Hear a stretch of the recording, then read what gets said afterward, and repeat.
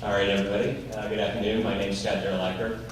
Unlike most of you presenters here today, as well as attendees at the conference, I do not come from academia. I do not have an environmental background. I actually have degrees in biomedical and mechanical engineering. I've held numerous senior positions in the corporate world, including running the U.S. operation of an international publicly traded company. And presently, I have my own consulting practice in which I assist organizations ranging in size from a couple people up to several thousand.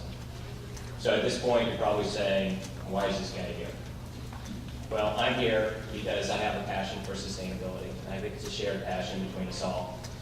And I really like solving challenging problems. And what problem is more challenging or important than really the environmental sustainability problem? So it's a complex problem, and it's actually a problem that we need to solve pretty soon for the safety and well-being of our children and future generations.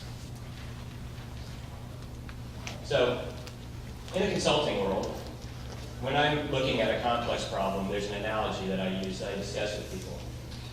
I say a complex problem is like the back of a pocket watch. Environmental sustainability is no different. You have all these components that have to fit together and have to work in harmony, just like the gears and levers of the pocket watch.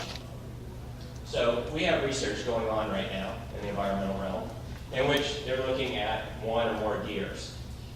And, for example, ecosystem services, renewable energy, population, and so forth. But few, if any, are looking at the system as a whole. And it's our belief that if you don't look at the system as a whole, then you really can't solve the environmental sustainability problem. So let's use the watch as an example moving forward. Maybe a watchmaker is needed. Somebody that looks at the system as a whole and then determines what tools are necessary in order to make the watch work. So that's where Think.org comes in. Basically, we're offering to leverage our skill sets in system analysis and problem-solving techniques to really provide the tools to improve the chances for success. So one tool in particular that we think is extremely valuable and well-suited for solving the environmental sustainability problem is root cause analysis. Now, many of you say, oh, we've heard that before. People have talked about underlying causes. They've talked about root causes and so forth. Yes, and basically, while the term is somewhat understood, or at least you're familiar with the term, the reality is that root cause analysis, to apply it effectively, is pretty tricky. And it becomes more challenging the more complex the problem is. So if you look at a problem, a complex problem, it usually consists of two layers, a superficial layer and a fundamental layer. Now, this is how Think.org defines root cause analysis. So as you see, you have to be operating in the fundamental layer to actually determine the root causes to solve the problem.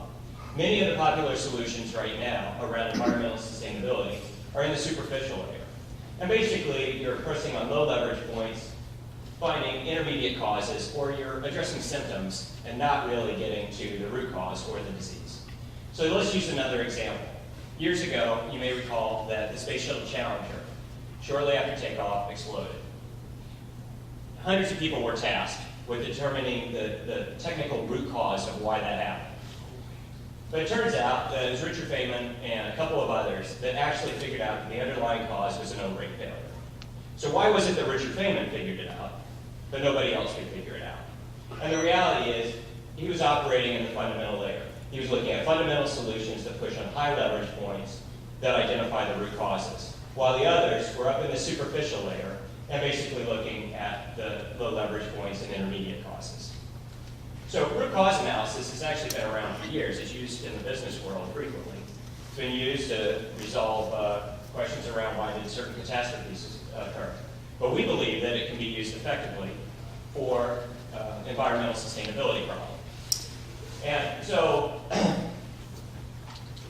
we've done 7 years of research around that theory. And, my time is just about up here, but I hope that we've generated enough interest and intrigue that you're willing to come to the working group tomorrow to discuss not only the root cause analysis process, our wrapper for that process, but also a potential solution to the environmental sustainability problem around common property rights, in which we're going to look to the past in order to preserve our future.